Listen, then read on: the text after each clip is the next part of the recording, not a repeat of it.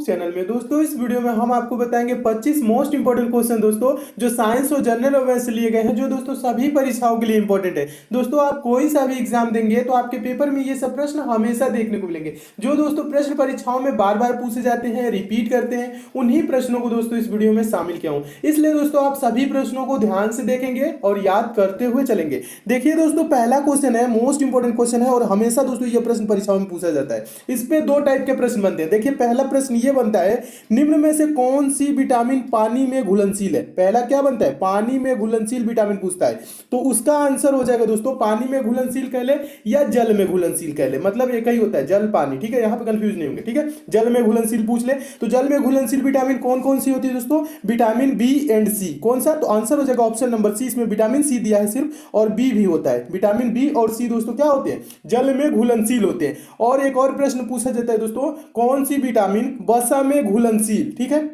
वसा में घुलनशील पूछेगा तो विटामिन ए वसा में घुलनशील होता है, विटामिन डी भी वसा में घुलनशील होता है, विटामिन के भी होता है और विटामिन ई भी क्या होता है दोस्तों, ये जो चार हैं ये वसा में घुलनशील होते हैं। वसा में घुलनशील पूछेगा तो बताइएगा vitamin A, vitamin D, vitamin के और विटामिन ई क्या होते हैं दोस्तों, ये वसा में घुलनशील। और पानी में घुलनशील पूछ ले या जल में घुलनशील पूछ ले तो विटामिन बी और सी ये होते हैं जल में घुलनशील। तो दोनों प्रश्नों को दोस्तों आप जरूर याद रखिएगा, हमेशा ये परीक्षाओं में पूछे जाते हैं। नेक्स्ट क्वेश्चन देखिएगा, दूसरा प्रश्न है। दूसरा प्रश्न भी काफी इंपॉर्टेंट है, हमेशा ये भी पूछा जाता है।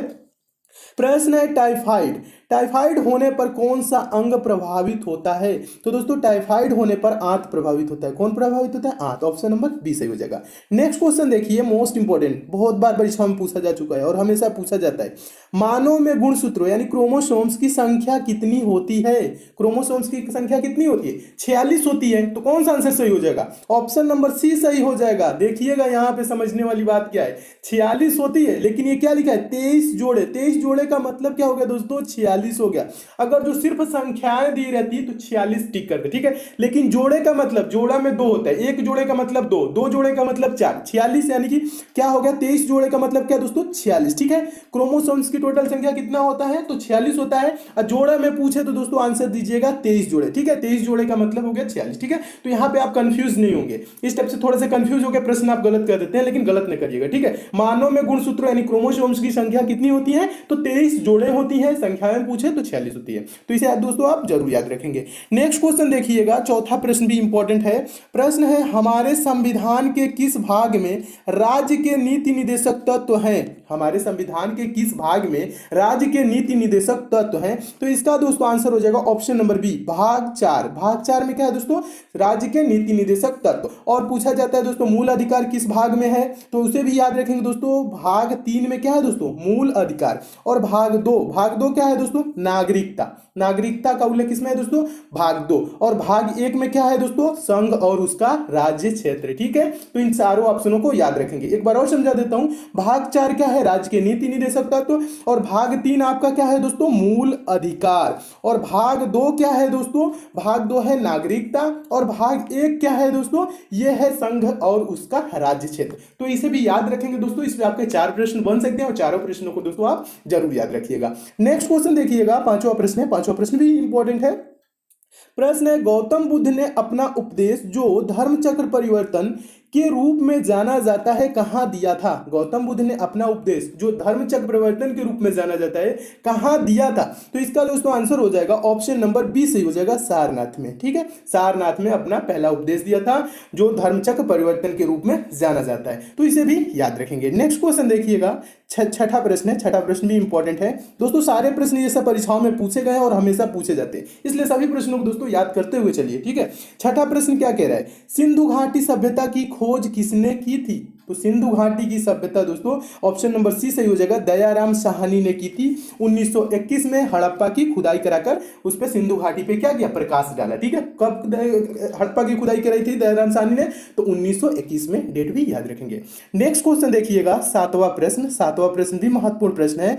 खजुराहो मंदिर का निर्माण किसने करवाया था। तो इसका आंसर क्या हो जाएगा, ऑप्शन नंबर डी, चंदेल वंश ने खजुराहो मंदिर का निर्माण कराया था। तो ऑप्शन नंबर कौन सही हो जाएगा, डी सही हो जाएगा। इसे भी याद रखेंगे। अगला प्रश्न देखिए, आठवां प्रश्न। आठवां प्रश्न भी इंपॉर्टेंट है। ठीक है, देखिए प्रश्न क्या कह रहा है, भारत और पाकिस्तान दो स्वतंत्र राज्य बनाए गए। भारत और पाकिस्तान दो स्वतंत्र राज्य बनाए गए। शिमला सम्मेलन द्वारा, क्रिप्स प्रस्ताव द्वारा, कैबिनेट मिशन प्लान द्वारा, भारतीय स्वतंत्रता अधिनियम द्वारा। तो इसका दोस्तों आंसर कौन सा हो जाएगा? ऑप्शन नंबर डी सही हो जाएगा। भारतीय स्वतंत्रता अधिनियम द्वारा बनाए गए। भारतीय स्वतंत्रता अधिनियम 1947 के द्वारा, ठीक है, 1947। ये डेट भी याद रखेंगे। और दोस्तों शिमला सम्मेलन कब हुआ था ये भी पूछा जाता है, तो ये हुआ था 1945, इसे भी याद रखेंगे, पूछा जाता है, ठीक है। और क्रिप्स प्रस्ताव क्या था दोस्तों, ये कब हुआ था?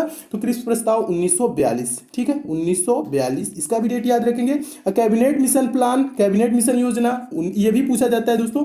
तो कैबिनेट मिशन बहुत बार पूछा जा चुका है, कैबिनेट मिशन योजना, ठीक है, यानी कैबिनेट मिशन प्लान, तो 1946 इसका हो जाएगा डेट, ठीक है। सभी डेटों को दोस्तों आप जरूर याद रखिएगा, हमेशा ये दोस्तों परीक्षाओं में पूछे जाते हैं, तो सारे डेट को आप नोट कर लीजिएगा और याद रखिएगा। नेक्स्ट क्वेश्चन देखिए, नौवां प्रश्न। नौवां प्रश्न भी काफी इंपॉर्टेंट प्रश्न है। देखिए प्रश्न है नौवां, भारतीय रेल राष्ट्रीय एकेडमी, भारतीय रेल राष्ट्रीय academy, national academy of Indian railways कहाँ स्थित है? तो इसका आंसर क्या हो जाएगा दोस्तों? चारों ऑप्शन को पढ़ेंगे तो ऑप्शन नंबर इसका डी सही हो जाएगा, बड़ोदरा में, बड़ोदरा यानी गुजरात में, ठीक है। तो इसे भी याद रखेंगे, हमेशा दोस्तों पूछा जाता है, ये मोस्ट इंपॉर्टेंट क्वेश्चन है, तो आप इसे जरूर याद रखेंगे। नेक्स्ट क्वेश्चन देखिएगा, 10वां प्रश्न। 10वां प्रश्न भी इंपॉर्टेंट है, हमेशा ये भी पूछा जाता है परीक्षाओं में।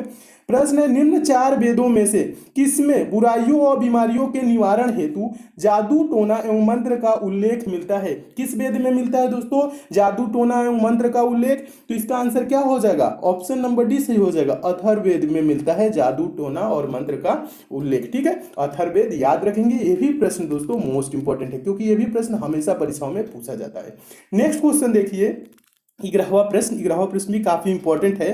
प्रश्न है दोस्तों, उत्तर बिहार का प्राचीन नाम था, उत्तर बिहार का प्राचीन नाम था। तो आंसर हो जाएगा ऑप्शन नंबर ए, उत्तर बिहार का प्राचीन नाम वज्जी था। क्या था दोस्तों? वज्जी था। और वज्जी की राजधानी दोस्तों क्या थी? वैशाली, ठीक है। वज्जी की राजधानी भी पूछा जाता है, उत्तर भारत का प्राचीन नाम क्या था? वज्जी, और वज्जी की राजधानी वैशाली, याद रखेंगे, ये भी पूछा जाता है।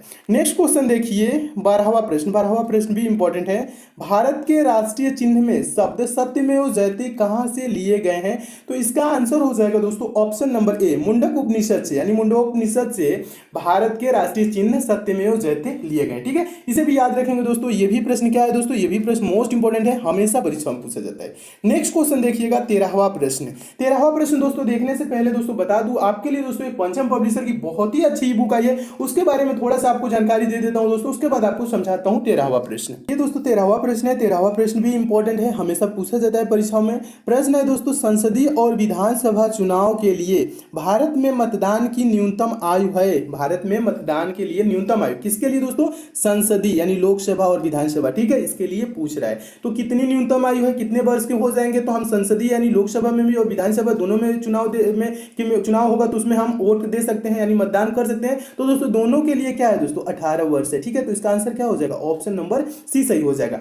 विधानसभा हो या लोकसभा हो, दोनों के लिए दोस्तों 18 वर्ष की न्यूनतम आयु है, हम वोट दे सकते हैं। और दोस्तों आपको बता दूं पहले क्या था दोस्तों? पहले था 21 वर्ष, ठीक है। पहले कितना था?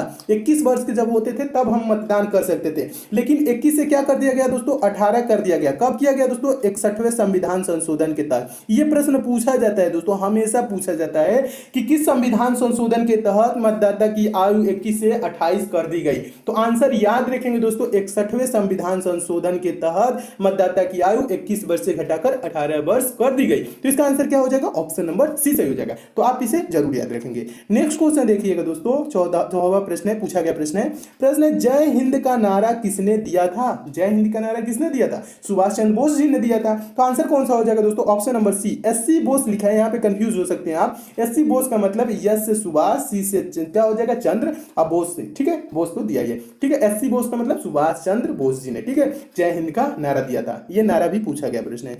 अगला क्वेश्चन देखिए, 15वां प्रश्न। 15वां प्रश्न है, निम्नलिखित राज्यों में से किसका अपना संविधान है?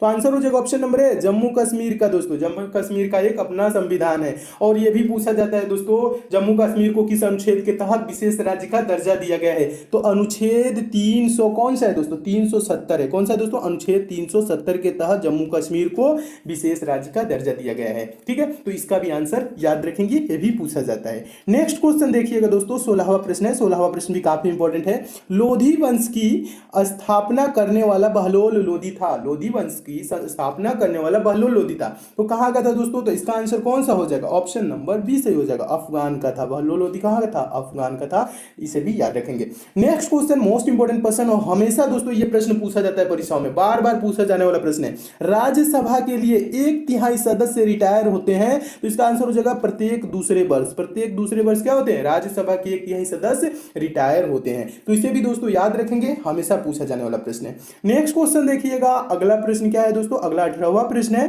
प्रश्न है उस्ताद अमजद अली खां का नाम निम्न में से किस संगीत वाद्य यंत्र के साथ जुड़ा हुआ है? ठीक है, उस्ताद अमजद अली का खान, ठीक है, उस्ताद अमजद अली खान का नाम पूछ रहे हैं ना। तो इसका दोस्तों आंसर हो जाएगा 18 का ऑप्शन नंबर सी सही हो जाएगा, सरोद। ये क्या थे दोस्तों? सरोद वादक थे। और दोस्तों इससे रिलेटेड एक और प्रश्न पूछा जाता है दोस्तों, आपको बता दूं, हरिप्रसाद चौरसिया। हरिप्रसाद चौरसिया किस वाद्य यंत्र से जुड़े हुए हैं? ये इसका भी आंसर दोस्तों याद रखेंगे, बांसुरी। हरिप्रसाद चौरसिया क्या हो जाते हैं? बांसुरी। ठीक है, हरिप्रसाद चौरसिया के नाम कभी भी दोस्तों आए तो बांसुरी याद रखेंगे, क्योंकि हरिप्रसाद चौरसिया और उस्ताद अमजद अली खान ये बार बार परीक्षाओं में प्रश्न पूछे जाते हैं। तो इसे दोस्तों दोनों प्रश्नों को याद रखेंगे। उस्ताद अमजद अली खान क्या है? सरोद वादक, और हरिप्रसाद चौरसिया बांसुरी वादक। ठीक है, दोनों को याद रखेंगे। नेक्स्ट क्वेश्चन देखिएगा दोस्तों, अगला प्रश्न है 19वां प्रश्न। 19वां प्रश्न देखने से पहले दोस्तों आपको बता दूं दोस्तों, अगर आप मैथ्स में वीक हैं, मैथ बेसिक से, जीरो लेवल से और चैप्टर वाइज दोस्तों पढ़ना चाहते हैं, तो आपके लिए दोस्तों मैं एक चैनल बनाया हूं, जिसका लिंक दोस्तों मैं नीचे डिस्क्रिप्शन बॉक्स में दे दिया हूं। दोस्तों आप उस चैनल पे जाइए, चैनल को सब्सक्राइब कर लीजिए, नोटिफिकेशन बेल को ऑन कर लीजिए, जहां पे दोस्तों मैं मैथ बेसिक से और चैप्टर वाइज पढ़ा रहा हूं। दोस्तों आप मैथ में कितना हो कमजोर है तो आप टेंशन लेने की आपको बिल्कुल भी जरूरत नहीं है, क्योंकि दोस्तों मैं वहां पे एकदम जीरो लेवल से एकदम अच्छे से पढ़ा रहा हूं। और कुछ दिनों के बाद दोस्तों जब वहां आपकी मैथ कंप्लीट हो जाएगी दोस्तों, आप किसी भी एग्जाम में बैठेंगे तो आप मैथ के प्रश्नों को बिना पेन उठाए सेकंडों में सॉल्व करने लगेंगे। ये मैं आपको दोस्तों विश्वास दिलाता हूं। आपको थोड़ी सी भी मैथ में प्रॉब्लम होती है तो आप उस चैनल पे जरूर जाइए, जिसका लिंक दोस्तों मैं नीचे डिस्क्रिप्शन बॉक्स में दे दिया हूं। तो मैथ आपकी वहां से एकदम 100% ठीक हो जाएगी। ठीक है दोस्तों, तो मैथ में प्रॉब्लम होती है तो उस चैनल पे जरूर जाए। नेक्स्ट क्वेश्चन देखिए दोस्तों, 19वां प्रश्न है। 19वां प्रश्न हमेशा पूछा जाता है, पृथ्वी दिवस यानी कि अर्थ डे मनाया जाता है, किस तिथि को मनाया जाता है? तो आंसर हो जाएगा ऑप्शन नंबर सी, प्रत्येक वर्ष 22 अप्रैल को पृथ्वी दिवस मनाया जाता है। और दोस्तों 1 जनवरी को क्या मनाया जाता है? नागालैंड दिवस। पूछा जाता है नागालैंड दिवस कब मनाया जाता है? तो 1 जनवरी को नागालैंड दिवस मनाया जाता है। नेक्स्ट क्वेश्चन देखिए, 20वां प्रश्न भी इंपॉर्टेंट है। प्रश्न है निम्न में से कौन सा उपकरण नमी को नापने के लिए प्रयोग किया जाता है? नमी मतलब आर्द्रता। आर्द्रता को मापने के लिए क्या किस यंत्र का प्रयोग किया जाता है? तो इसका आंसर क्या हो जाएगा? ऑप्शन नंबर डी सही हो जाएगा, हाइग्रोमीटर का प्रयोग किया जाता है आर्द्रता यानी कि नमी को मापने के लिए। तो इसका भी आंसर याद रखेंगे। और ये प्रश्न दोस्तों मोस्ट इंपोर्टेंट प्रश्न है, बार बार पूछा जाने वाला ये प्रश्न है, तो आप इसे जरूर याद रखेंगे। नेक्स्ट क्वेश्चन देखिएगा, अगला प्रश्न है 21वां प्रश्न, ये भी पूछा गया प्रश्न है। लोकसभा की प्रथम महिला स्पीकर है, लोकसभा की प्रथम महिला स्पीकर कौन है? तो आंसर हो जाएगा दोस्तों option number D, Meera Kumar. Meera Kumar क्या है दोस्तों? लोकसभा की प्रथम महिला स्पीकर, इनका नाम भी याद रखेंगे। नेक्स्ट क्वेश्चन देखिए, ये भी मोस्ट इंपोर्टेंट प्रश्न, हमेशा पूछा जाने वाला प्रश्न है। भारतीय संविधान के किस संशोधन द्वारा समाजवादी, धर्मनिरपेक्ष और अखंडता शब्दों को प्रस्तावना में जोड़ा गया? ठीक है, कौन कौन से शब्द? समाजवादी, धर्मनिरपेक्ष और अखंडता शब्दों को प्रस्तावना में जोड़ा गया। किस संविधान संशोधन के तहत? इसका आंसर क्या हो जाएगा? ऑप्शन नंबर सी सही हो जाएगा, 42वें संविधान संशोधन के तहत। 42वां संविधान संशोधन कहने का मतलब है 1976। ठीक है, 42वां संविधान संशोधन पूछा जाता है कब? तो 1976।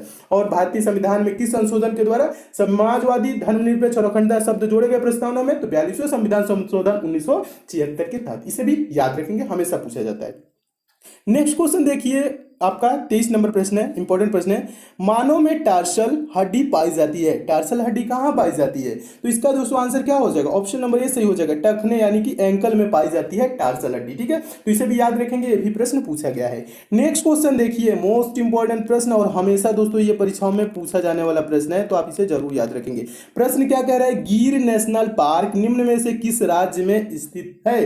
तो इसका आंसर क्या हो जाएगा? ऑप्शन नंबर ए सही हो जाएगा, गिर नेशनल पार्क गुजरात में स्थित है। और यह दोस्तों शेर, सांभर, सुअर, तेंदुआ के लिए प्रसिद्ध है। किसके लिए प्रसिद्ध है? शेर, सांभर, सुअर और तेंदुआ के लिए प्रसिद्ध है।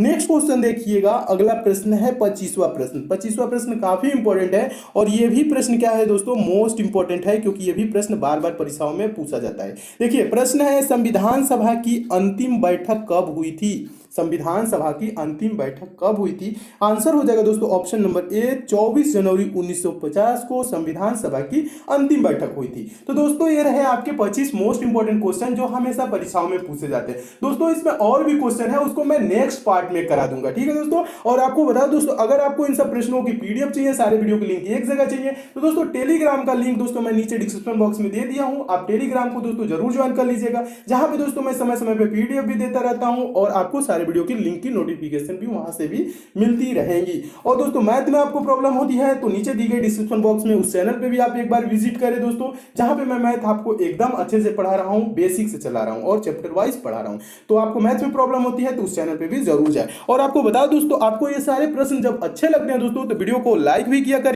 लाइक वाला दोस्तों सिंबल ये ऐसे बना होगा, यहाँ पे प्रेस कर दीजिएगा, शेयर भी कर दिया करिए दोस्तों। शेयर वाला सिंबल ऐसे होगा, फेसबुक व्हाट्सएप टेलीग्राम जितने भी दोस्तों आपके पास स्टडी ग्रुप हो उस ग्रुप में इस वीडियो को शेयर जरूर करिए दोस्तों। और जो दोस्त इस चैनल पे नए हैं, जिनको दोस्तों हमारे वीडियोस की डेली नोटिफिकेशन नहीं मिलती है, तो नीचे दोस्तों रेड कलर के स्टेप से सब्सक्राइब लिखा होगा दोस्तों, आप यहाँ पे क्लिक करके चैनल के साथ जुड़ जाइए दोस्तों। और बगल में नोटिफिकेशन बेल आइकन का सिंबल बनेगा दोस्तों ये ऐसे, तो इस पर प्रेस करके ऑन कर लेंगे तो दोस्तों ये ऐसे दिखने लगेगा। जब ये दोस्तों ऐसे दिखेगा तो आपको डेली सारे वीडियोस की नोटिफिकेशन यानी आप तक मैसेज जाएगा। तो दोस्तों सब्सक्राइब और बेल आइकन पे प्रेस जरूर कीजिए। तो मिलते हैं दोस्तों अगले वीडियो में और भी इंपॉर्टेंट प्रश्नों के साथ। तब तक के लिए दोस्तों धन्यवाद।